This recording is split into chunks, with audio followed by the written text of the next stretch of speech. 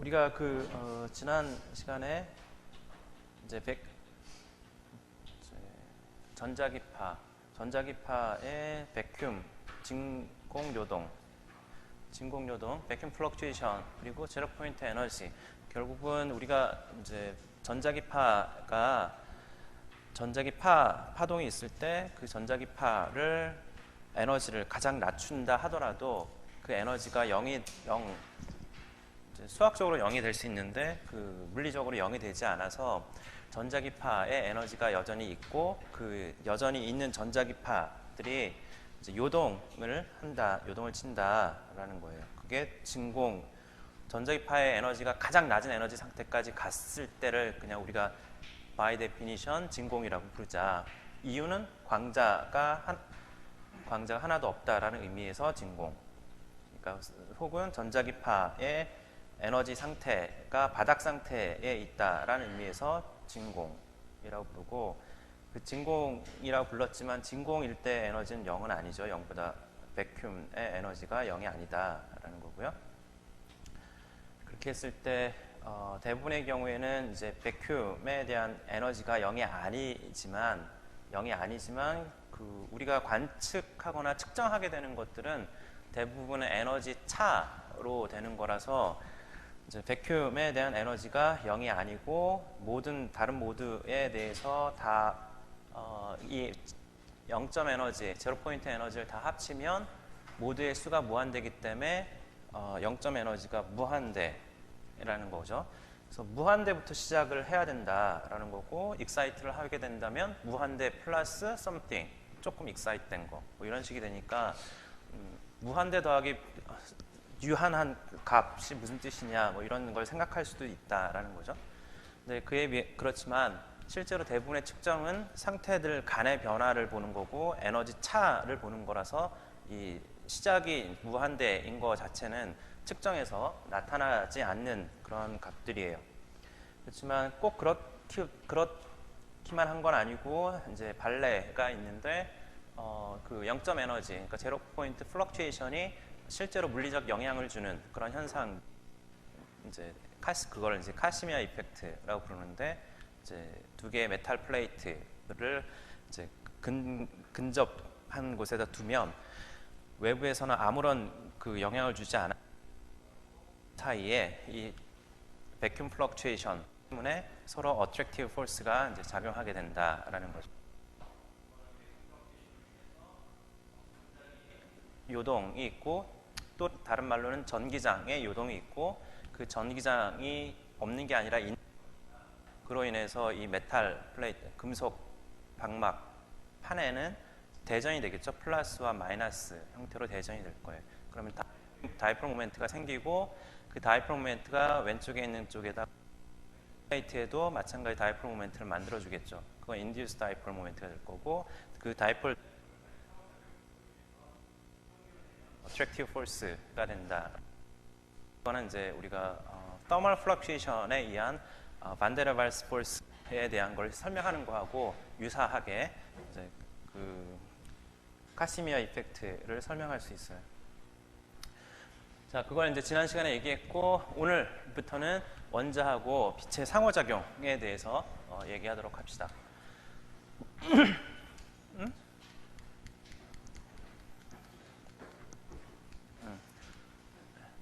자, 빛하고 원자의 상호작용에서 우리가 중요하게 생각하는 과정은 세 가지 핵심 과정은 기본적으로는 방출과 흡수예요. 그러니까 원자가 빛을 흡수하고 원자가 빛을 방출하고 그러한 과정인데, 흡수할 때는 이제 외부에서 자극을 줘야지, 그러니까 다시 말해서 에너지를 공급해야지 흡수가 일어날 수 있을 거예요. 빛의 에너지를, 광자를 원자가 흡수하기 위해서는 외부에서부터 공급이 있어야겠죠.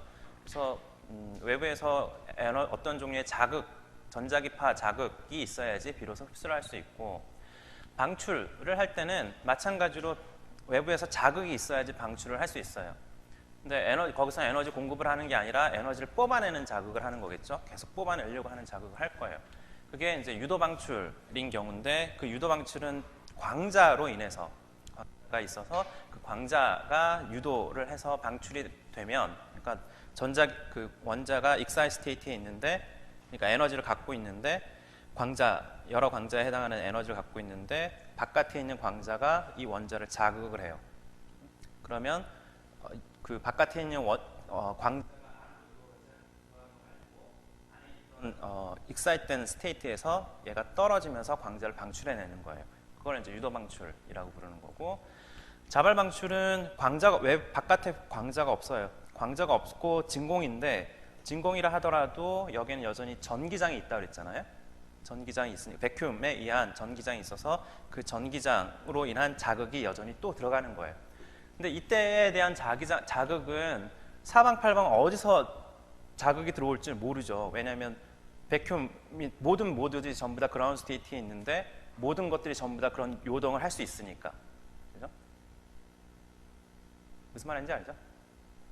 이쪽 방향에 대한 그 파동 모드도 백큐음인데 그라운드 스테이트에 있지만 그쪽 방향에 자극을 줄 수 있겠죠? 또 다른 쪽 방향에 대해서 그쪽도 진공이니까 백큐음이고 거기에 대해서 백큐음 플럭추에이션이 또 있고 사방팔방 모든 방향에서의 백큐음 플럭추에이션이 다 있는 거예요. 그쪽으로 이제 유도를 하는 거지. 백큐음이 유도를 하는 거예요. 광자가 유도를 하는 게 아니라 백큐음의 전기장 요동이 유도를 해요. 그렇게 해서 임의의 방향으로 어떤 방향의 백큐음 플럭추에이션이 유도했느냐 해서 그쪽 방향으로 이제 에미션을 할 거예요. 광자를 내놓을 거예요. 그거를 자발 방출이라고 불러요. 자발 방출이라고 부르면 스스로 그냥 막 방출하는 것 같잖아요. 자, 그거는 이제 우리가 이런 백큐음 플럭추에이션에 의한 효과에 대한 걸 온전히 이해하지 못했을 때, 그때 스스로 외부에서 아무 자극도 주지 않았는데 자기네가 알아서 광자를 방출하는 것처럼 그렇게 보였기 때문에 그걸 이제 스폰테니어스 에미션, 자발 방출이라고 그 당시에 불렀던 거예요. 히스토리컬한 이유 때문에 생긴 거고, 근데 설명을 하면 방출이란 말이 미스리딩하죠. 그러니까 오해의 소지를 주는 그런 형태의 용어긴 하죠. 하여튼 그래서 이런 식으로 얘기할 수 있을 거예요. 포톤 스티뮬레이트 에미션과 백큐음 스티뮬레이트 에미션 이렇게.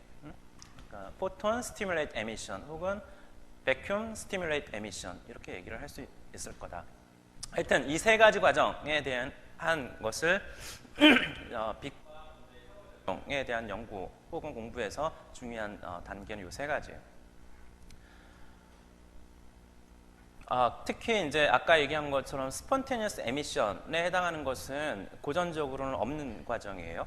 그러니까 어떤 의미에서 얘기하는 거냐면 전자기파의 에너지가 가장 낮을 때, 그럴 때 그 전자기파가 가장 낮은 에너지 상태에 있으면 고전적인 원자와 고전적인 전자기파가 이 원자를 자극을 시킬 수가 없으니 이제 방출이라는 것은 생기질 않아요. 혹은 흡수라는 과정은 생기질 않아요. 근데 반면에 양자인 경우에는, 그러니까 전자기파가 양자인 경우에는 가장 낮은 에너지 상태라 하더라도 전기장이 0이 아니고 그로 인한 자극이 있으니까 그로 인해서 이제 자발 방출이라는 현상이 생기는 거죠. 그래서 자발 방출은 고전적으로 없는 과정이고 양자에서만 일어난 전자기파 빛에 대해서 빛을 양자로 볼 때만 예상할 수 있는 그러한 과정이다라는 거예요. 자, 우리가 이제 요 세 가지 그 핵심 과정에 대한 걸 이해하고 싶은데 그걸 이해하기 위해서 우리가 모델을 가장 단순한 형태의 모델을 얘기를 하려고 그래요. 그거를 이제 소위 제인스라는 사람과 커밍스라는 두 사람이 제안한 모델이에요. 그래서 얘네들은 빛과 원자의 상호작용을 기술하는 가장 단순한 물리적 모형인데 너무나 간단해요. 원자를 이준위 랩의 에너지 준위가 두 개밖에 없다고 가정을 하고 혹은 근사를 하고, 빛의 경우에는 모드가 하나밖에 없는 전자기파다라고 근사를 해요. 그래서 이준위 원자, 단일 모드 빛, 단일 모드 전자기파 뭐 이런 식으로 말할 수 있을 텐데, 이렇게 가정한, 그렇게 하고 둘 사이의 상호작용을 본 이 두 개 투바디 시스템을 제인스 커밍스 모델이라고 불러요. 근데 이게 굉장히 간단하고 현실 세계를 제대로 기술하지 못하는 것처럼 보이긴 하지만 실제로는 그 실험상에서 얘네들을 다 그 구현할 수 있고 그런 구현된 형태, 실현된 형태에서 이제 그 현상들을 보면 그 현상들이 굉장히 풍부해요. 여러 가지 그 물리적 현상들이 다 나타나서 그로 인해서 우리가 이제 원자와 빛의 상호작용 그리고 빛이 원자한테 어떤 영향을 주는지 등에 대한 것을 많은 그 이해, 현상에 대한 이해를 현상도 나오고 그 현상을 이해하는 데 크게 도움을 줄 수 있어요. 네, 항상 그 현실적인 모형을 다루는 것이 항상 좋은 건 아니잖아요. 오히려 반대로 단순화된 모형을 다루는 것이 우리들한테 좋은 직관을 줄 수 있는 여지가 있기 때문에 단순한 모형을 다루는 것이 좋을 때도 있어요. 네. 자, 그 중에서 이제 우리가 아까 얘기한 제임스 커미스 모델, 단순한 모델인데 거기에 그거조차도 빛을 고전적으로 다루는 세미 클래스 얘기를 먼저 하도록 합시다. 그래서 준고전, 그러니까 세미 클래시컬 이론이라는 것은 원자는 양자역학적으로 다루고 빛은 고전적으로 다루는 것을 의미해요. 원자 같은 경우 양자로 다루니까 제일 먼저 해밀토니안을 먼저 생각할 수 있겠죠. 그래서 단일 원자인데 원자는 하나인데 거기에는 키네틱 에너지와 포텐셜 에너지 두 개로 이제 나눠 생각할 수 있을 거고 키네틱 에너지는 여기에 원자에는 전자가 한두 개가 아니니까 전자를 각각 이름 붙인 게 J 인덱스고요. 그 다음에 이 핵에서부터 전자가 이제 쿨롱 포스, 쿨롱 포텐셜이 있을 테니까 그게 이제 포텐셜 V라고 쓴 거예요. 그래서 RJ라는 것은 J번째 전자의 위치, PJ라는 것은 J번째 전자의 운동량. 이렇게 그래서 운동 에너지와 포텐셜 에너지 자들을 합치면 그러면 이제 그게 이제 해밀토니안이 되겠죠. 여기서 한 가지 내가 빼먹은 것처럼 보이는 건 뭐냐면 전자하고 전자 사이에서도 서로 상호작용을 할 거 아니에요. 그 전자에 대한 서로 간의 상호작용까지도 여기다 넣었어요. 그러니까 여기 포텐셜 에너지에는 핵하고의 상호작용뿐만 아니라 전자들 간의 상호작용까지를 다 포함해서 이렇게 얘네들을 이제 풀어 써도 되지만 그냥 하나를 모아서 썼어요. 자, 그러면 이제 원자 왜 내가 그 해밀토니안을 이렇게 복잡해 보이는 단순한가? 근데 사실은 이제 얘네들을 그 first principle 형태로 쓰면 그러면 복잡해요. 사실은 복잡한데 내가 복잡해 보이는 걸 일부러 다 썼어요. 다 썼는데 저걸 풀 거냐 하면 아니에요. 이런 거 안 풀어요. 우리는 이런 거 안 풀고 이제 할 텐데 뭐 하여튼 일단은 자 그러면 원자의 에너지 준위는 방금 얘기한 그 여러 개의 전자 그리고 핵에서 여러 개의 양성자, 중성자가 있는 그러한 그 시스템에 대한 해밀토니안 원자의 해밀토니안이 있고 그 원자 해밀토니안에 대해서 아이겐 이퀘이션 그러니까 타임 인디펜던트 슈레딩거 이퀘이션을 풀면 그러면 해밀토니안의 에너지 아이겐 밸류와 에너지 아이겐 스테이트 이제 준위 상태라는 것들을 준위들을 이제 구할 수 있겠죠. 그렇게 구할 수 있어요. 그러면 우리가 이제 아까도 얘기한 것처럼 제임스 커미스 모델에서는 원자를 이준위 원자로 다룬다고 했잖아요. 이준위 원자로 다룬다는 것은 뭘 뜻하는 거냐면 여기에 있는 에너지 준위가 몇 개일까요? 아니. 지금 일반적으로 몇 개일까요? 무한계죠. 이 무한계 중에 두 개의 에너지 준위만 선택하겠다는 거예요. 그게 어떻게 가능하냐? 그거는 이제 조금 뒤에 다시 조금 더 얘기할게요. 그러니까 아까도 얘기한 것처럼 굉장히 많은 전자와 굉장히 많은 양성자, 중성자가 있는 원자인데 그것들 중에서 준위는 얘네들 전체에 대한 에너지 상태는 무한계가 있을 거예요. 그 중에서 두 개만 선택하겠다 했을 때 이 두 개는 이 복잡한 전자하고 양성자, 중성자가 있는 이 원자의 전체의 상태를 의미하는 거예요. 에너지 상태. 근데 걔네들 중에서 여러 개들 무한계 있는 것 중에 두 개만 이제 선택을 한다. 자, 그거에 대한 얘기를 이제 조금 더 하기 전에 이 원자에 대해서 조금 더 마무리를 지으면 이 원자의 해밀토니안은 패러티 시메트리를 가지고 있어요. 패러티 시메트리가 왜 중요한 거냐면 나중에 계산을 할 때 수학적인 측면에서 혹은 물리적인 측면에서 이게 이제 중요한 역할을 하거든요.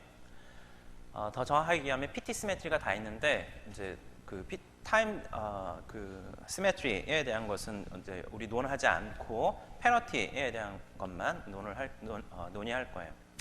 패러티 변환, 그러니까 패러티 트랜스포메이션이라는 것은 내가 패러티 트랜스포메이션을 파이라고 부르면 그 뭐지? 보통은 P라고 쓰는데 나 그냥 여기다 파이라고 썼어요. 그 이제 뭐지? 포지션에 대한 것을 인버전을 하는 거예요. 리플렉션을 하는 거죠.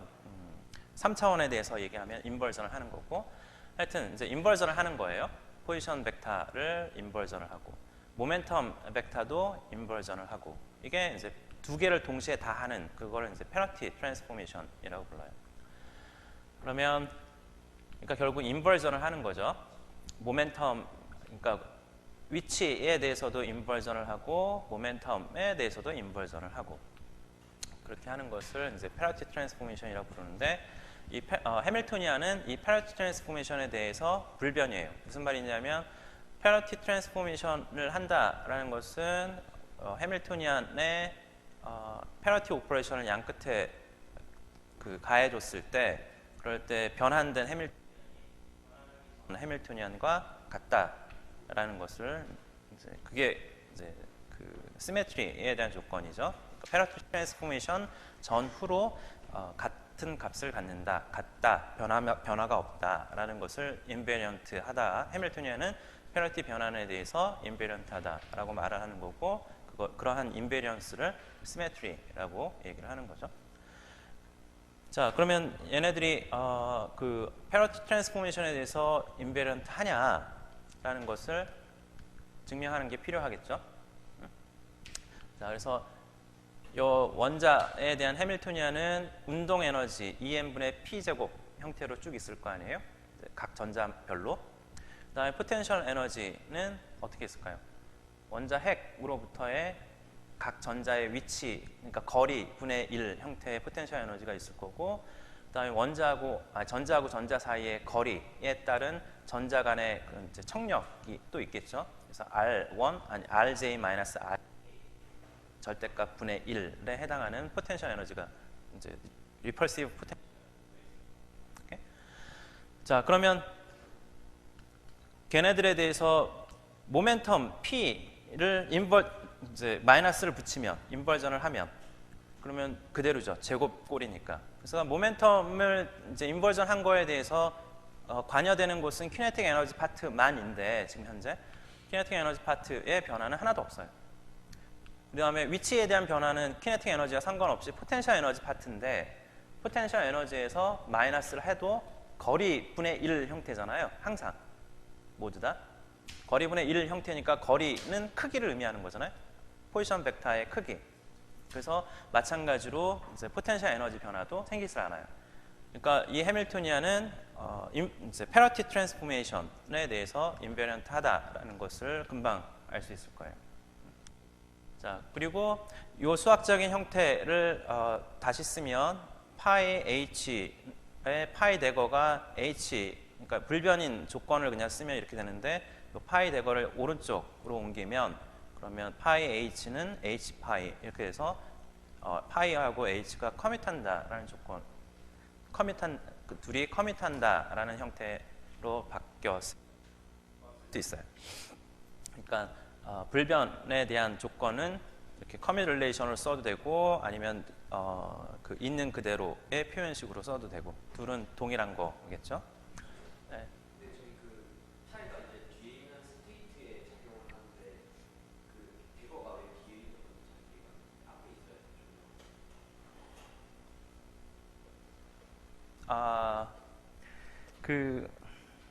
그러니까 정의를 어떻게 했느냐에 따라 다르긴 한데 우리가 보통 트랜스포메이션은 다이나믹 베리어블 관점에서 트랜스포메이션을 정의하는 게 편하죠. 스테이트라는 것은 양자 상태에 대한 것으로 양자 이론을 할 때부터 스테이트라는 것이 관여가 되고, 그다음에 그 트랜스포메이션 자체는 고전적인 경우에도 먼저 정의할 수 있는 것들이잖아요. 그래서 위치하고 운동량 등에 대한 트랜스포메이션을 먼저 정의를 했다면, 그러면 걔네들에 대한 트랜스포메이션을 그러니까 하이젠 픽처를 쓰는 것이 기본적으로 좋거든요. 트랜스포메이션에 대한 건 하이젠 픽처를 쓰고 나중에 슈레딩거 픽처로 이제 바꾸면 될 거예요. 그런 의미에서 얘가 그 파이 대거가 뒤에 붙은 거거든요. 네. 네.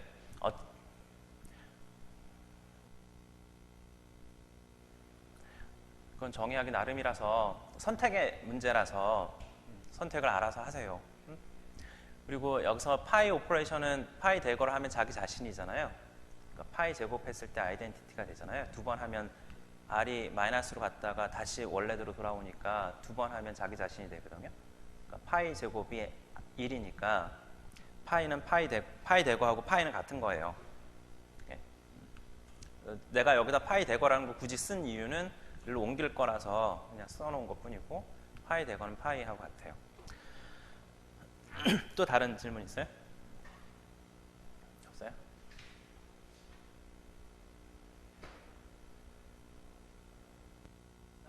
그러면 이제 우리가 양자역학 시간에서도 배우긴 했을 텐데 시메트리의 이론에서 다루느냐에 대한 것이 여러 가지 그 이유가 있지만, 그 중에 하나가 뭐냐면 시메트리가 있다면 그러면 해밀토니안과 시메트리가 있는 시메트리 오퍼레이션, 그러니까 해밀토니안 시메트리 오퍼레이션의 둘의 내가 우리나라 말로 이렇게 썼는데 complete set of simultaneous eigenstate, 그러니까 simultaneous eigenstate를 가질 수가 있죠. 오퍼레이터 두 개가 커밋하면, 그러니까 옵저버 오퍼레이터 두 개가 커밋하면 각각에 대한 아이겐스테이트를 구할 수도 있지만, 두 오퍼레이터의 공통이 되는 아이겐스테이트들을 찾을 수도 있어요. 그죠? 그걸 아는 거죠. 그래서 그것을 이제 항상 그러한 simultaneous 아이겐스테이트가 항상 존재하고 그거의 complete set을 찾을 수 있어요. 항상. 자, 이렇게 해서 이제 이 그 둘의 simultaneous eigenstate를 psi 알파라고 부를게요. 그러니까 여기서는 처음 시작할 때 psi 알파는 이 해밀토니안의 eigenstate이긴 하지만 패러티 오퍼레이터의 eigenstate는 아니었을 수도 있겠죠. 근데 둘이 커밋한다는 걸 아니까 우리가 선택 eigenstate를 찾을 때 해밀토니안뿐만 아니라 패러티에 대해서 동시에 eigenstate가 되는 그런 이제 그 아이겐스테이트를 찾는 것은 항상 가능한 거잖아요. 그렇게 찾았다고 합시다. psi 알파라는 것은 해밀토니안과 패러티 오퍼레이터의 아이겐스테이트. 해밀토니안의 아이겐밸류는 E 알파. 뭐 이렇게 됐어요. 그러면 이러한 그 에너지 고유 상태, 이러한 그 커먼 아이겐스테이트들에 대해서 위치에 대한 운동량, 위치에 대한 양자 평균값은 빵이에요. 그리고 운동량에 대한 양자 평균값도 빵이에요. 그 이유는 아주 단순한데, 단순한 게 아니라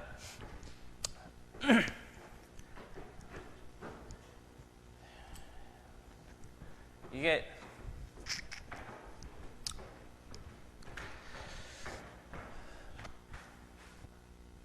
내가 그냥 이거를 설명할 때 일일이 다 그 수학적인 증명을 하지 않고 표현으로만 얘기할게요. 오케이? 간단한 이제 예를 가지고 비유적으로만 얘기를 할게요. 우리가 그 이제 리플렉션을 시킬 때 리플렉션에 대해서 그 시메트릭 어떤 함수가 있어요. 어떤 함수가 있는데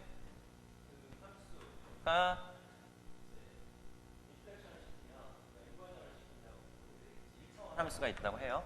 1차원 함수가 있는데 리플렉션 시켰을 때 시메트릭하는 함수가 있죠. 그걸 뭐라고 부르죠? 무슨 펑션이라고 불러? 이분 펑션이라고 불러요. 이분 펑션은 얘를 인버전을 시켜도 원래 거하고 똑같은 거잖아요. 하더라도 또 다른 함수가 그거는 바꿨을 때 사인이 바뀌는 거가 있을 거 아니에요?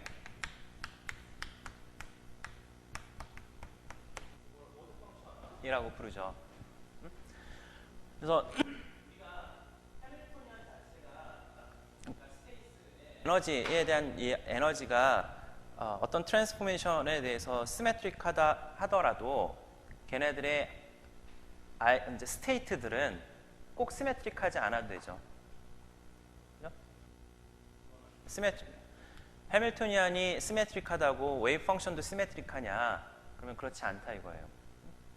단지 그 아이겐 펑션들은 그러니까 해밀토니안의 아이겐 펑션 그리고 여기선 페너티니까 페너티에 대한 아이겐 펑션들은 시메트릭한 아이겐 펑션도 있지만 시메트릭하지 않은 아이겐 펑션도 있어요. 여기서 리플렉션을 시킬 때 리플렉션 시켜가지고 시메트릭한 아이겐 펑션도 있지만 시메트릭하지 않은 아이겐 펑션도 있어요. 이게 각각 이븐 페너티는 리플렉션에 대해서 시메트릭한 아이겐 펑션인 거고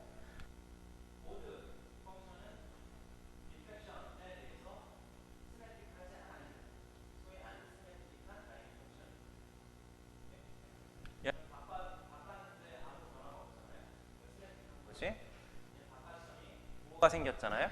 그래서 시메트릭하지 않은 거예요. 안티시메트릭한 거죠. 오케이? 그렇지만 어찌되었든 요 아이겐 펑션들은 요 두 가지 타입밖에 없어요. 이븐이던가 오드던가. 오케이? 페너티에 대해서도 마찬가지. 리플렉션 그 이븐과 오드 두 가지밖에 없는 그런 건데 이제 페너티 오퍼레이션에 대해서는 자 그러면 우리가 평균값을 낸다를 생각해 봅시다. 평균값을 내면 psi 알파라는 것은 even 스테이트일 수도 있겠지만 odd 스테이트일 수도 있을 거예요. 오케이? 그러면 우리가 페너티 오퍼레이션을 하면 얘는 even 스테이트라면 스테이트가 하나도 안 바뀔 거예요. 그죠?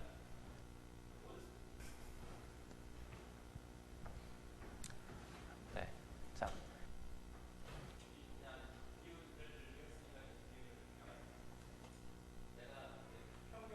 자, 그러면 이렇게 그치? fx even 여기서는 그 어조인트가 있으니까 우리는 비유적으로 얘기하는 거잖아요, 지금.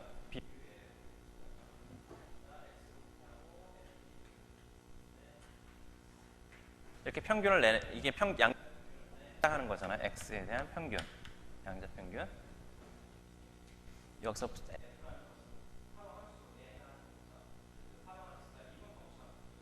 얘기하는 거. 자, 얘는 얼마일까요? 평균 내면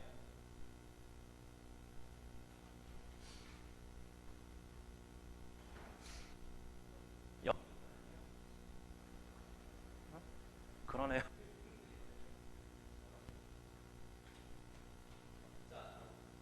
이분 펑션이라고 하고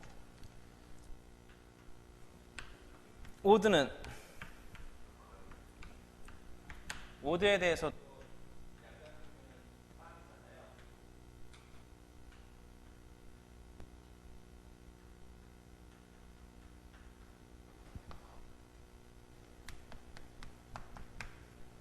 이렇게 빵. 자, 얘네들이 왜 빵인지를 조금 생각해 보면 리플렉션을 시키면 얘는 변화가 없을 거고 얘도 변화가 없을 거고 얘는 마이너스 x가 되겠죠. 그래서 그 뭐지? 네.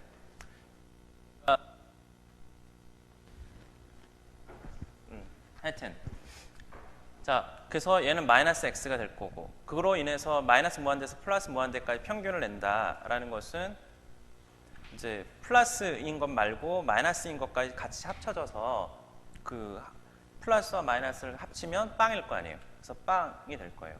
그죠? 이쪽은 마이너스 리플렉션을 시키면 마이너스가 나오는데 이쪽도 마찬가지 마이너스가 나와서 둘 다 마이너스 마이너스 캔슬이 되고 이쪽은 마이너스 x가 돼가지고 위하고 똑같은 관계가 돼요. 그래서 똑같은 이유 때문에 빵이 되는 거예요. 하지만 이제 얘는 이븐이고 얘는 오드임에도 불구하고 자, 똑같은 이유로 psi라는 게 even state라고 하면 둘 다 even state면 얘는 even parity를 갖고 얘도 even parity. 근데 x는 항상 odd parity예요. odd parity라는 것은 리플렉션을 하고 난 다음에 사인이 마이너스가 생기는 걸 odd parity라고. odd parity. even parity는 플러스 1이 되는 거를 odd parity. even parity, odd parity. 그래서 얘는 even parity, 얘는 odd parity. 그래서 오버럴하게 오드 패러티예요. 오버럴하게 리플렉션에 대해서 오드 패러티는 항상 빵이 되겠죠. 여기서 얘기한 거죠. 오드 펑션이면 얘가 오드 스테이트면 오드 패러티, 오드 패러티, 오드 패러티. 오드 패러티가 모두 3개인 거죠. 그러면 2개의 오드 패러티는 곱해져서 이븐 패러티가 되고 오버럴하게 오드 패러티가 되는 거예요. 여기서 얘기한 거하고 똑같은 얘기예요, 지금. 그래서 빵이 돼요. 오케이? 이쪽은 얘도 마찬가지예요. 자, 그래서 그러니까 우리가 계산을 하나도 하지 않은 채로 그냥 시메트리에 대한 논의만 가지고 x에 대한 평균값이 빵이 되고 p에 대한 평균값이 빵이 될 거라는 것을 금방 알 수 있어요. 여기서 했던 얘기하고 똑같은 얘기예요. 여기서 even 펑션에 무슨 꼴인지는 전혀 관심이 없잖아요. 단지 시메트리만 아는 거죠. 시메트리에 대한 얘기만 아는 거예요. 네, 그것만 가지고 이제 0이 아닐 때는 값은 모르겠지. 그거는 할 수 있겠지. 근데 0이 되는 경우에서는 시메트리를 가지고 무엇이 0이 될지 아닐지에 대한 논의를 할 때는 그럴 때는 이제 시메트리로 쉽게 논의를 할 수 있어요. 얘네들이 굉장히 이제 중요한 역할을 나중에 해요. 그러니까 패러티 오퍼레이션, 패러티라는 트랜스포메이션은 스테이트에도 할 수 있고 오퍼레이터에도 할 수 있죠.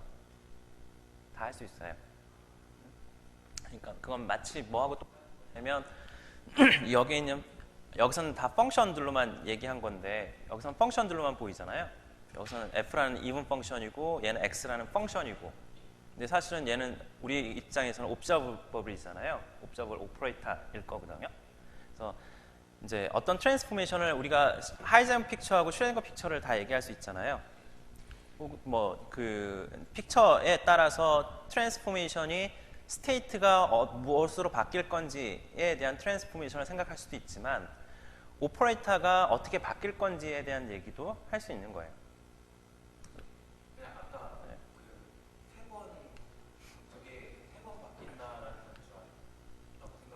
세 번이 뭐죠? x가 마이너스 x로 바뀌는 거잖아요. 네. 근데 저 앞에도 바뀌고 뒤에 것도 바뀌는 건데 이제 중간에 것도 같이 동시에 다 바뀌는 걸로 이거 아니. 내가 그 말을 어떻게 했는지 모르겠는데 내가 얘기하는 것은 뭐냐면 얘네들 1번, 2번, 3번 요거 따로따로 1번 그러니까 f even 펑션은 시메트릭하다. 그러니까 오드 패러티를 갖는다를 얘기한 거예요. 얘는 리플렉션을 하더라도 바뀌지 않는다. 자기 자신이다. even 패러티다. 그 얘기한 거고 2번 x는 패러티 오퍼레이션에 대해서 오드 패러티를 갖는다. 그 얘기를 한 거고 3번은 even이니까 얘도 even 패러티를 갖는 거겠죠. 그렇게 얘 하나만 오드 패러티. 그러면 얘는 빵이 된다. 전 공간에서 접근하면 빵이 되잖아요. 요 밑에 있는 얘가 오드 패러티고 얘도 오드 패러티인데 이 세 개가 모두 다 오드 패러티잖아요. 그런 경우에는 여기서 오드 패러티와 여기 오드 패러티 두 개가 캔슬돼서 이 두 개의 곱은 even 패러티가 되잖아요. 이렇게 그러면 오드는 마이너스 x는 오드고 밑에 오드도 마이너스 오드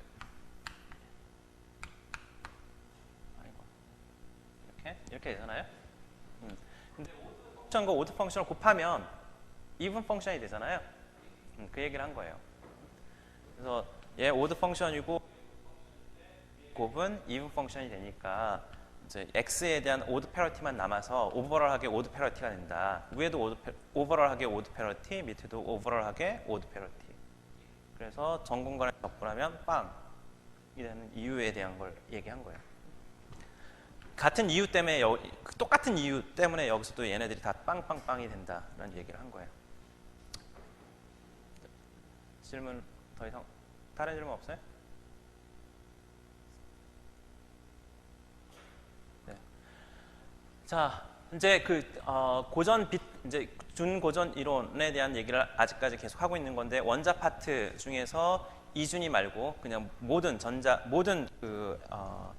이제 전자와 이제 여기서 이제 전자에 대한 웨이브 펑션, 이 해당 원자의 모든 에너지 아이겐 스테이트, 페널티 시메트리를 갖고 있는 그런 아이겐 스테이트에 대한 얘기를 했고,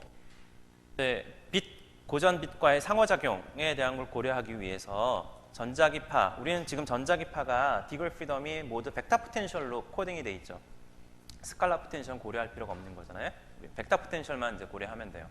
그래서 벡터 포텐셜이 있을 때에 벡터 포텐셜로 기술되는 전자기파와 원자하고의 상호작용에 대한 걸 고려할 때, 특히 그 전자기파 하에서의 원자의 해밀토니안은 이런 식으로 쓸 수 있어요. 어떻게 쓴 거냐면 여기 운동량이 있고 그 운동량을 벡터 포텐셜로 이만큼 시프트를 시킨 형태로 키네틱 에너지를 쓰고, 그 다음에 포텐셜 에너지는 이전에 있었던 거 그대로 놔두면 돼요. 이거는 마치 난생 처음 보는 것인 양 그런 표정을 지으면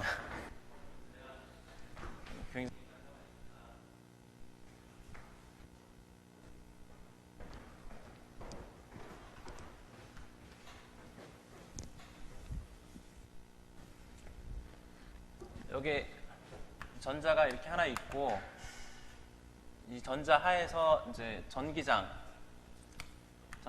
있고 자기장이 있으면, 그러면 얘네들은 이 전자는 어떤 로렌스 폴스를 받잖아요.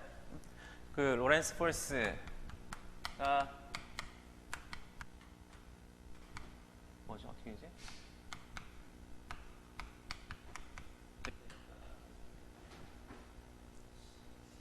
C가 없나요? C가 없어. 이렇게? 맞아요? 로렌스잖아요. 그러면 이제 그 로렌스 폴스, 그러니까 전자에 대해서 뉴튼 이퀘이션이 로렌스 폴스에 의한 뉴튼 이퀘이션이 되도록 라그란지안, 요 뉴튼 이퀘이션이 유도될 수 있는 오일러 라그란지안 이퀘이션이 뉴튼 이퀘이션이 되게 하는 라그란지안이 있겠죠. 그 라그란지안을 제일 먼저 써요. 이렇게 썼다고 해요. 그러고 나서 그거 가지고 캐노니컬 모멘텀을 디파인을 해요. 할 수 있겠죠? 이런 식으로. 그렇게 하면 얘의 꼴은 이런 형태가 돼요.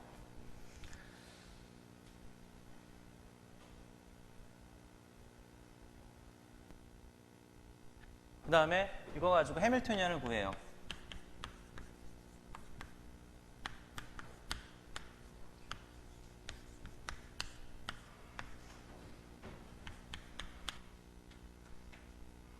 그러면 이런 결과를 얻게 되거든요. 뭐 어떻게 되는 건지 알겠죠? 흐름은 알겠죠? 내가 이걸 이제 디테일하게 다 계산을 하지 않을 거거든요. 얘를 숙제로 내줄 거거든. 하는 방법을 알겠죠? 이거는 웬만한 어느 양자역학이든 고전역학이든 해밀토니안 자코비 해밀토니안 뭐 이런 거에 대한 얘기가 나오는 이제 자기장 하에서의 전하 운동 뭐 이런 거에 대한 거를 보기만 하면 다 나와요. 근데 여러분들이 잘 아는 그 로렌스 폴스에서부터 해밀토니안이 왜 이런 꼴인지에 대한 것은 라그란지안 통해 가지고 해밀토니안이 오기 때문에 정의했기 때문에 이런 꼴이 돼요. 오케이? 여기서는 키네틱 에너지인데 그 키네틱 에너지가 mv로 표현하면 mv 제곱이겠지. 근데 그 키네틱 에너지가 그 해당하는 캐노니컬 모멘텀이 mv가 아니라 벡터 포텐셜과 이런 관계가 있게 돼서 그래서 여기 부분이 p-qa 그래야지 여기 mv가 이로 들어올 거 아니에요? 키네틱 에너지 파트에 해당하는 것이 꼴이 이런 식으로 바뀌어요. 자, 그래서 결국은 뭐냐면 전자들이 벡터 포텐셜 하에 있게 되면 스칼라 포텐셜은 지금 현재 우리가 무시하고 있으니까 이건 무시하고 벡터 포텐셜에 의한 것만 생각을 하면 모멘텀 오퍼레이터 스칼라 QA만큼 시프트 시키면 돼요. 오케이? 자, 얘네들은 숙제로 유도해야 하는 게 숙제예요. 오케이? 자, 여기서 중요한 게 뭐냐면 문제가 아닌데 여기서 중요한 게 전하를 요 2라고 쓴 거 2는 양수 전자의 전하인데 전자의 전하를 절대값 씌운 거 가지고 얘기한 거예요. 쓸 거잖아 전자 전하는. 그래서 만약에 2를 전자의 전하라고 하고 그러면 여기 플러스 2 이렇게 써야 될 거예요. 여기가 마이너스 Q거든 원래 마이너스 Q인데 Q가 이제 마이너스 2가 되면 전자이기 때문에 그럼 플러스 2가 돼요. 이 사인에 대한 문제가 나중에 계속 헷갈려. 그래서 미리 얘기하는 거예요. 여기서 전자의 전하량의 크기를 2라고 쓴 거고 전자의 전하가 아니다라는 거예요. 전자의 전하량의 크기를 이렇게 썼어.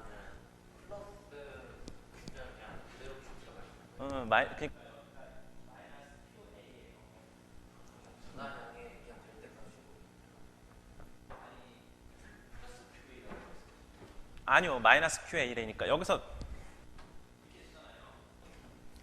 여기 QA, 마이너스 QA 이거라고. 여기서 Q는 전하량이고 플러스든 마이너스든 전하량이고. 운전하면 마이너스 Q잖아요. 마이너스 2. 마이너스 2. 네. 이렇게. Q가 얘가 만약에 음전하면 Q의 절대값에 마이너스가 될 거 아니에요? 그걸 넣으면 그러면 P 음전할 때 플러스 Q의 절대값에 A 이렇게 된다 이거죠. 응?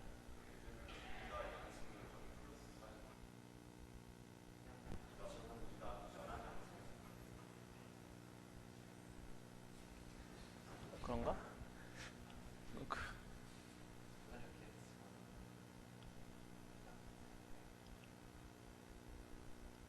아니 그 뭐지?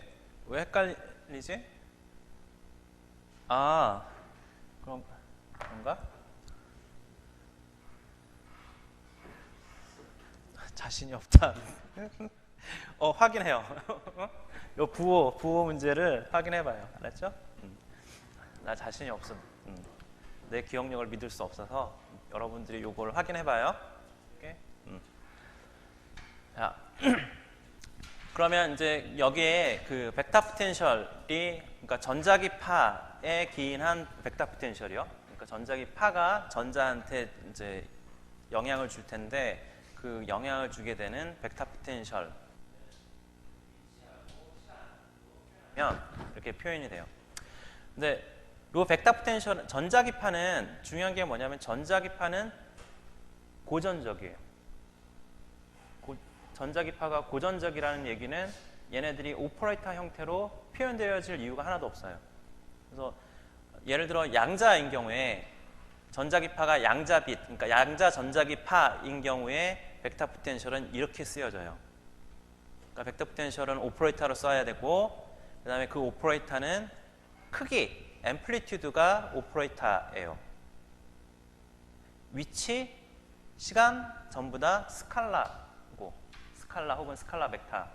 오퍼레이터가 아니라는 의미에서 스칼라라고 얘기하는 거예요. 스칼라고. 그래서 양자 빛의 벡터 포텐셜은 이런 꼴인데 고전 빛의 그 벡터 포텐셜은 오퍼레이터가 없이 여기가 앰플리튜드로 바뀌고 그 위에 다 스칼라로 표현되어질 거 아니에요? 그렇게 되겠죠? 근데 여기 보면 이 벡터 포텐셜에서 요 위치 r이라는 게 위치 r, 시간 t는 파라미터니까 상관없고 위치 r은 전자의 위치를 얘기하는 거예요. 전자의 위치를. 여기서 여기 요 벡터 포텐셜이 해당하는 전자의 위치에서의 벡터 포텐셜 값이 중요하지 전자의 위치가 아닌 다른 위치에서의 벡터 포텐셜은 아무 상관관계가 없어요. 의미가 없어요. 있을 수 있겠지. 필드니까 다른 곳에 있는 다른 위치에서의 벡터 포텐셜도 있겠지. 에 관해서만큼은 전자 위치에서의 벡터 포텐셜 값이 중요한 거예요.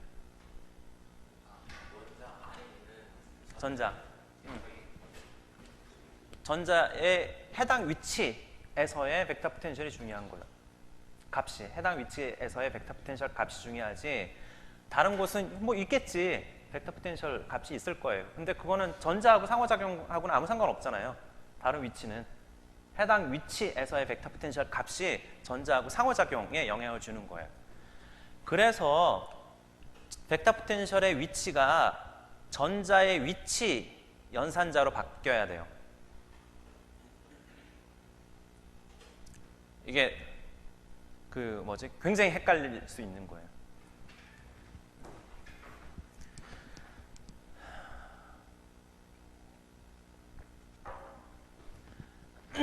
자,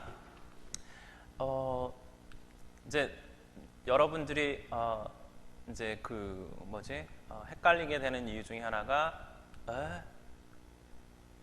장론을 한다면 장론은 전에 내가 얘기한 것처럼 장론이라 함은 위치, 시간이 모두 다 관찰자의 파라미터로서 얘기하는 거라 관측량이 아니라고 그렇게 얘기했었잖아요. 그렇기 때문에 여기서 양자빛의 그 벡터 포텐셜 쓴 것처럼 위치는 그냥 파라미터, 스칼라 혹은 스칼라 벡터지 결코 오퍼레이터로 표현되어지는 수가 없거든요. 표현되어지면 안 되거든요. 근데 여기서는 위치에 대한 게 오퍼레이터로 바뀌잖아요. 왜 이렇게 됐느냐? 이거는 전자는 역학으로, 양자 역학으로 다루고 있고 전자기 파는 장으로 다루고 있기 때문에 그래요. 원자도 장으로 다루고 전자기 파도 장으로 다루면 모두 다 장으로 다루면 그럼 문제가 안 되는데 전자기 파는 장인데 전자는 역학으로 다루고 있거든요. 그래서 믹스업이 된 거예요. 뒤섞인다고. 오케이? 그걸 가지고 화를 내면 안 돼요. 어떤 의미에서는 양자 역학만 한 거 아니냐라는 뜻이죠. 우리가 이제 양자 빛을 다룰 때도 양자 역학과 양자 장을 섞어서 써요. 우리 그렇게 할 거거든요. 다 양자장으로 할 수 있어요. 원자에 대한 문제를 전자 이런 걸 전부 다 양자장론으로 해도 되거든요. 근데 그렇게 하는 경우에는 수학적인 복잡성이 또 늘어나요. 일관성이란 측면에서는 이제 일관성이 있으니까 좋은데 그런데 원자에 대한 문제를 원자 안에 돌고 있는 전자를 양자장으로 다루게 되면 그러면 복잡해져. 되게 복잡해져요. 그래서 그러니까 장론이 좋은 거는 넓게 퍼져 있으면, 그러니까 소위 필드들을 다룰 때 혹은 웨이브를 다룰 때는 장론이 좋아요. 이렇게 널리 퍼지는 거. 근데 로컬라이즈 되잖아요. 어떤 영역에 로컬라이즈 되고 로컬라이즈 되는 것에서 어떤 싱귤러리티 비슷하게 그러니까 로컬한 그런 경우에는 로컬라이즈 돼 있는 경우에는 장론보다 역학을 쓰는 게 더 유리하거든요. 여하튼 수학적인 얘기예요. 여하튼 지금은 이제 그 원자 그리고 전자를 모두 다 역학체계로 다루고 있고 전자기파는 장론으로 다루고 있어서 믹스업된 그런 형태의 표현식이 나타나게 됐다라는 것을 염두에 두고, 그리고 벡터 포텐셜에서 여기 R 위치에 대한 것이 전자의 위치를 뜻하는 거니까 꼭 그래야 될 필요는 없지만 모든 위치, 그러니까 벡터 포텐셜 장을 여기 에너지에 영향을 주는 것은 전자 에너지에 혹은 원자 에너지에 영향을 주는 것은 해당 전자의 위치가 주는 거라 전자의 위치를 얘기할 수 있는 오퍼레이터로 표현해야 된다. 자, 이제 우리가 이렇게 복잡한 그런 얘기를 다 했는데 이제 더 단순화해서 전자가 하나만 있다고 가정합시다. 그러니까 단일 전자, 하이드로젠 아톰 같은 그런 경우에요. 전자가 하나인 그런 경우에 대해서는 썸메이션만 그렇게 되고 키네틱 에너지에 대한 것을 있는데 요 키네틱 에너지 파트를 전개를 해요. 전개를 하면 얘가 키네틱 에너지 파트는 요거의 절대값 제곱에 뭐 상수배 이렇게 있는 거잖아요. 그러니까 절대값 제곱이래. 그러니까 요거의 제곱의 이거 제곱에 해당하는 걸 전개를 한다 이거예요. 오케이? 전개를 하면 항과 그 다음에 이 벡터 포텐셜의 제곱항이 있겠죠. 그 다음에 걔네들 크로스텀이 있을 거예요. 연산자기 때문에 PA와 AP가 이제 다를 수 있죠. 중요한 건 A가 이제 위치에 대한 연산자도 있다라는 사실이에요. PA 더하기 AP 이렇게 될 거예요. PA 더하기 AP. 이렇게 당연히 될 것 같죠? 계산 안 해도 되겠죠? 자, 그러면 우리가 이제 쿨럼 게이지를 선택을 하고 있거든요. 우리가 쿨럼 게이지를 선택하고 있는데 이제 쿨럼 게이지라는 것은 벡터 포텐셜을 벡터 포텐셜의 다이버전스가 빵이라는 그런 조건이니까 이제 그거를 전자의 운동량 연산자로 바꿔 써도 다이버전스 형태가 똑같이 이제 0 이렇게 될 거 아니에요? 마이너스 I 하바만 곱해진 거잖아. 네, 그래서 이제 얘네들은 P.A는 빵이에요. 그래서 P.A라는 것이 얘기해야 되는데 연산자니까 이외에도 웨이브 펑션인 건데 그게 연산자의 의미가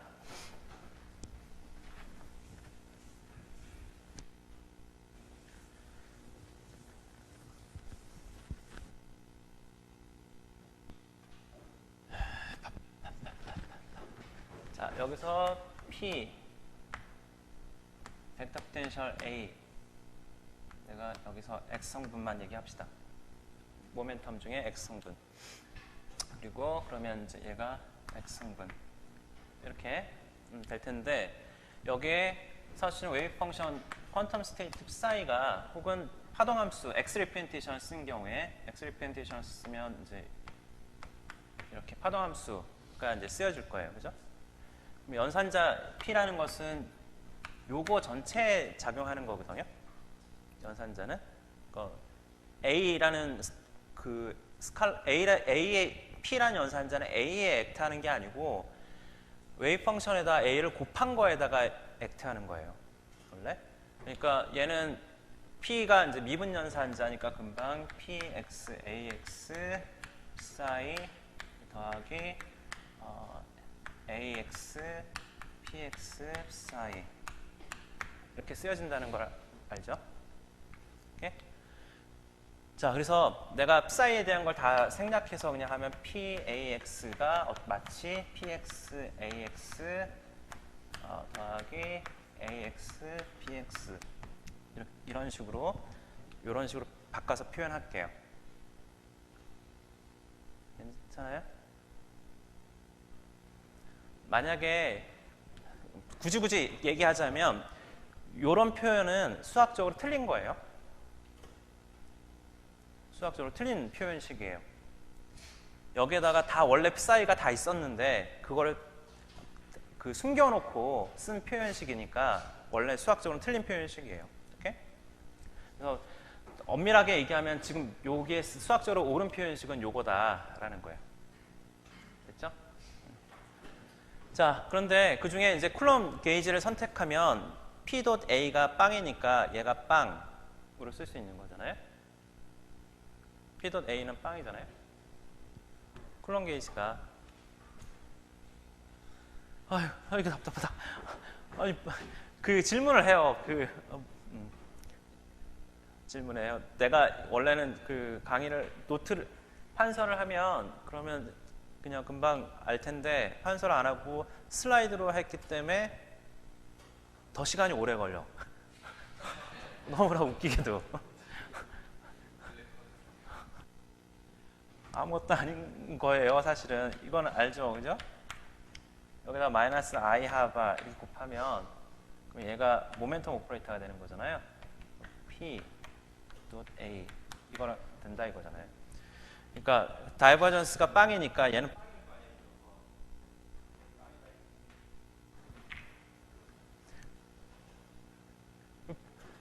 별것도 아닌 얘기인데 굉장히 뭔가 있어 보여요? 자, 그래서 이제 여 위에 이제 요 P.A는 빵이어서 P.A가 A.P와 같다라 이거죠.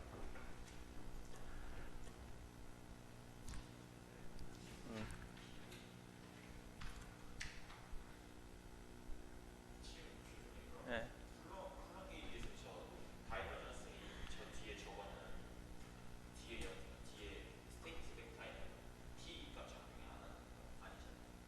아, 네. 아니 그러니까 요거 여기까지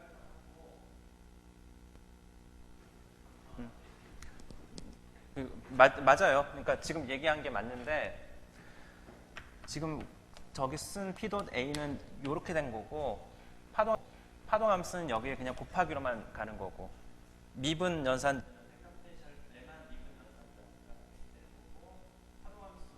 미분 연산자가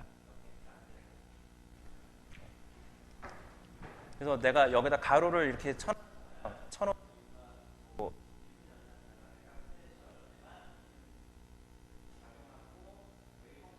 작용하지 않 내 머릿속까지 들어와야지만 이걸 이해할 수 있는 거니까 무시하고 여기 있는 요식 근데 내가 이렇게 쓰는 게 일반적인 양자와 관련된 텍스트북은 다 이런 식으로 쓰니까 그러니까 물론 이제 수학적으로는 틀린 표현이지만 그럼에도 불구하고 남들이 쓰니까 나도 쓴 거지. 오케이? 네, 괜찮죠? 이해하죠? 그래, 오케이. 그래서 이제 얘 P.A는 결국은 이게 빵이니까 A.P 이렇게 쓸 수 있다 이거예요. 그러니까 P.A 대신 A.P로 바꿔요. 얘를 A.P 하면 여기 A.P 있으니까 2배가 되잖아요. 2배가 돼서 없애고 요 부분을 원래의 H 아톰, 그러니까 빛이 없을 때의 에너지, 해밀토니안이 요거였잖아요.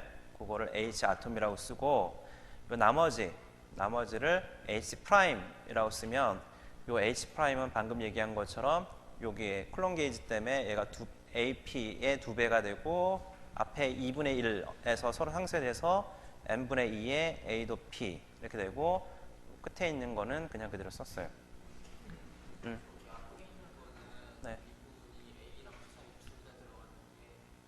다시 어디? 여기? 네, A하고 그러니까 웨이브 펑션에다가 벡터 포텐셜을 곱하고 그다음 미분을 하는 거죠. 요거? 여기?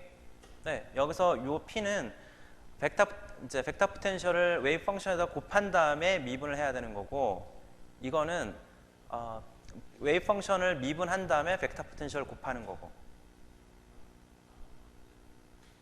네. 됐어요? 네, 네. 또 다른 질문 있어요? 여기서 아래에서 H 프라임이라 적은 게 위에서 H. 아니요. 그러니까 위에서의 H는 여기서도 H고 여기가 벡터 포텐셜 없을 때 해밀토니안이었잖아요.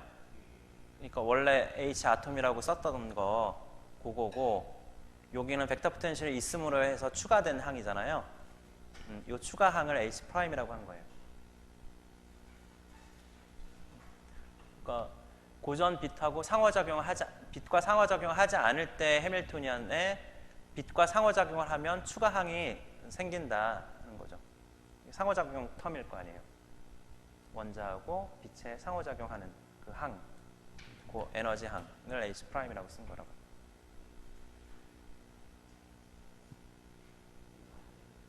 뭐가? 네.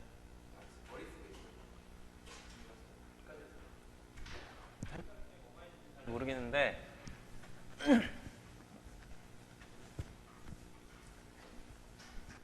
내가 얼마나 남았어?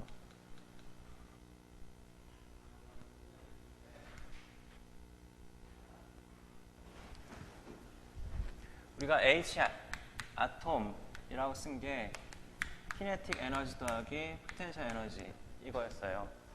근데 여기서 어떻게 하냐면 P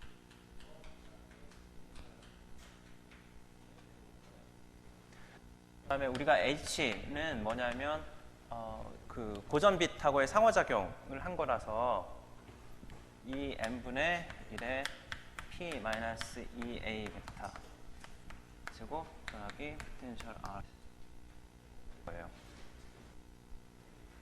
이거는 요 해밀토니안은 요 전까지는 원자가 그냥 혼자 홀로 있는 거고 여기에서는 전기장에 의한 미션이겠지. 근데 일반적으로는 뭐 전기장에 의한 자기장에 의한 거 상관없이 그냥 벡터 포텐셜 필드의 하에 있는 원자의 해밀토니안이 이렇게 쓰여진다는 거예요. 두 번째 거 해밀토니안은 그 원자도 있고 빛이 있는 전체 해밀토니안을 쓴 거예요. 네, 네. 빼기 2A 그 벡터 포텐셜 있는 걸 저걸 과제할 때 보면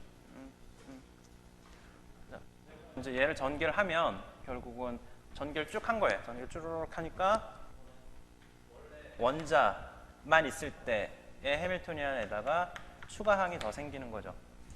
추가항이 더 생기는 건 상호작용을 하니까 상호작용 에너지가 있을 거 아니에요. 그 추가항이 이제 더 있다는 거예요. 그 추가항을 이제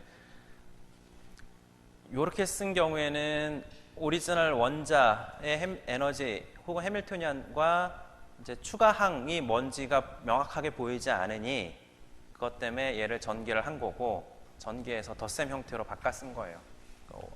원자만 있을 때, 빛이 없을 때 그때 원자의 해밀토니안 더하기 상호작용에 의한 추가 텀 H 프라임 이렇게.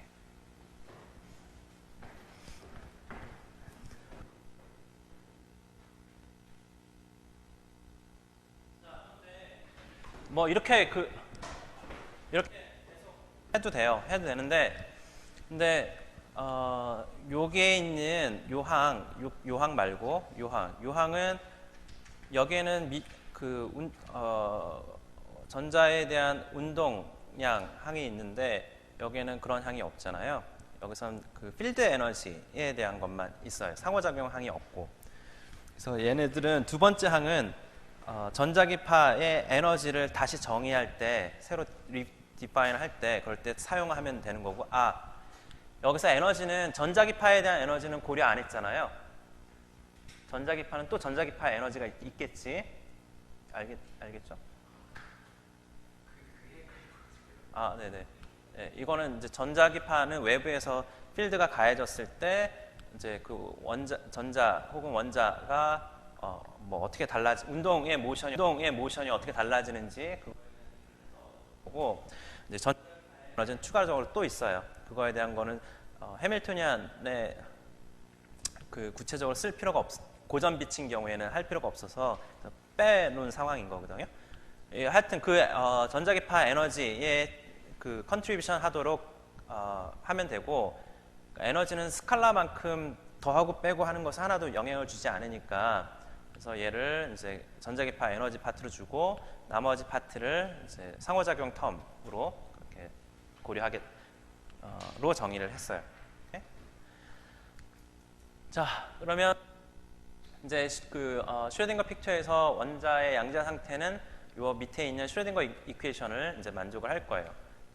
이거 다 아는 거고, 해밀토니안이 이제 원자 홀로 있을 때의 해밀토니안과 고전 빛인데 고전 빛이 그 영향을 줄 때, 그럴 때 추가 상호작용항 H 프라임이 이렇게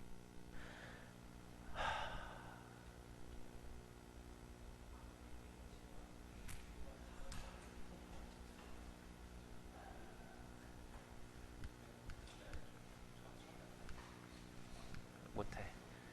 자, 오케이. 그래서 네, 이제 해밀토니안에 대한 거, 그래서 슈레딩거 방정식에 대한 얘기까지 오늘 했어요. 자, 이준희 원자에 대한 것을 하려면 뒤에 이제 이준희 원자, 그 다음에 뭐 이런 얘기는 질문 있어요? 네. 그 앞에 여기서 H가요. H? 네. H가 물질과 상호작용을 해서 나오는 전자기파의 전자기파는 없고 물질이 전자기파에 의해서 영향받은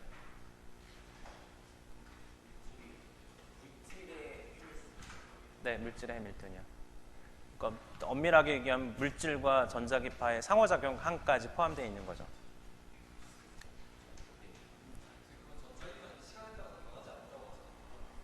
전자기파가 시간에 따라 변하지 않는다? 에너지가? 네,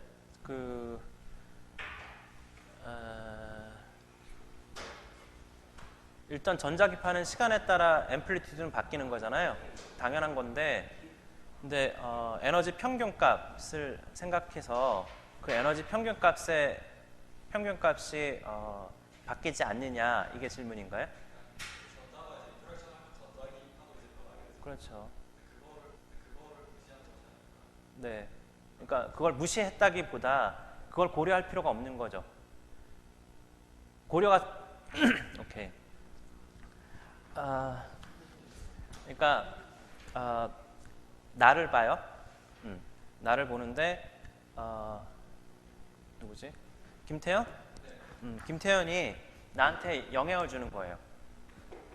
그런데 나는 지금 사람 모두 다 내가 어떻게 바뀌는지를 보는 거예요. 김태현은 관심 없어.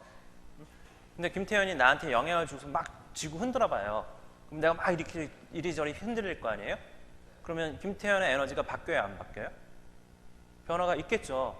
나한테 에너지를 주고 일을 하고 있어요. 김태현의 에너지도 바뀌어요, 당연히. 그렇지만 사람들은 나만 보고 있는 거야. 내 모션만.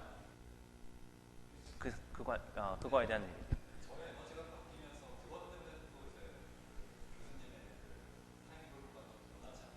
변하겠죠.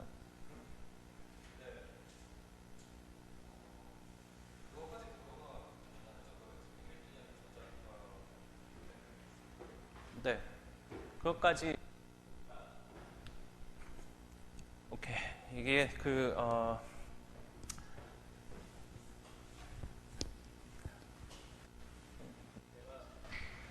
토탈 해밀토니안은 원자, 그 다음에 인터랙션, 그 다음에 필드 에너지, 이렇게 될 거예요. 상호작용이 없으면 이렇게 되겠죠.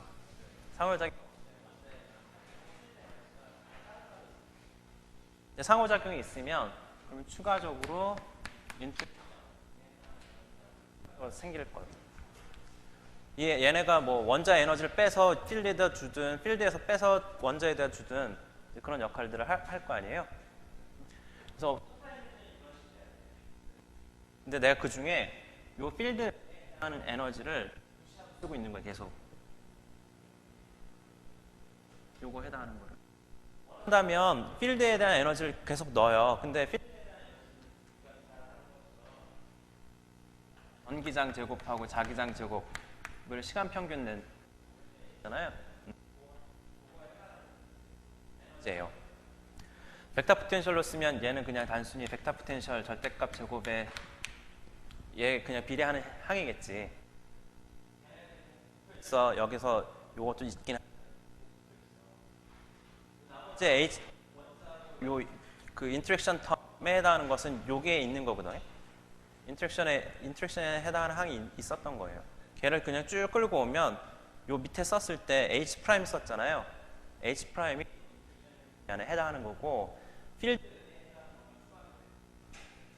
세 가지 토탈 에너지는 항상 컨서브가 되는 거죠. 근데 뭐냐면 요 필드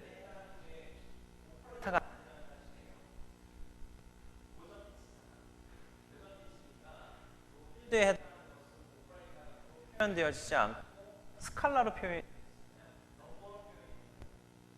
넘버 얘네 때문에 결국은 어떻게 원자의 인트랙션 해밀토니아 해당하는 거에 어떤 스칼라 에너지 뭐 이런 식으로 상수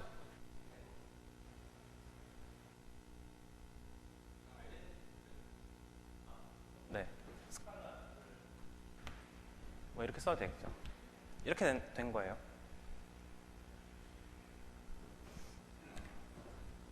네.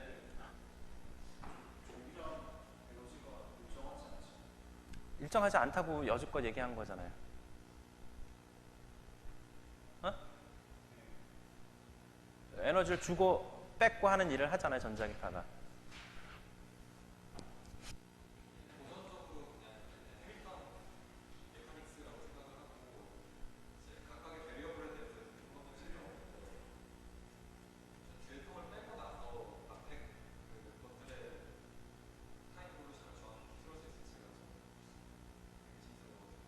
그러니까 얘네들이 이제 스칼라니까 얘에 대한 에너지 자체가 지금 시간에 따라 바뀐다 치더라도 타임 이볼루션 오퍼레이터를 하면 무시하고 시간에 대한 의존성을 갖고 있으면 적분 형태로 바뀌었을 거예요. 이렇게 쓴다고 칩시다. 그러면 얘는 원자, 그다음에 인터랙션, 연산자에 대한 시간 적분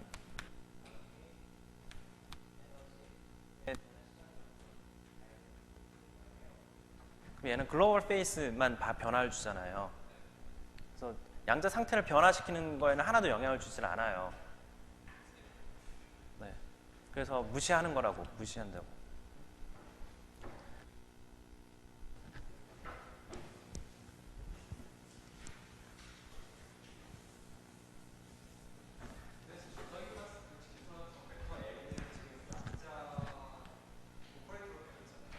그러니까 포지션 R이 이제 여기 인볼브가 돼 있긴 하죠. 그거는 양자 빛인 경우에 양자 빛일 때 비교하려고. 어? 네, 그렇죠. 얘가 그냥 앰플리튜드 A로 오퍼레이터가 아닌 스칼라 앰플리튜드 A로 바뀌게 되는 거죠.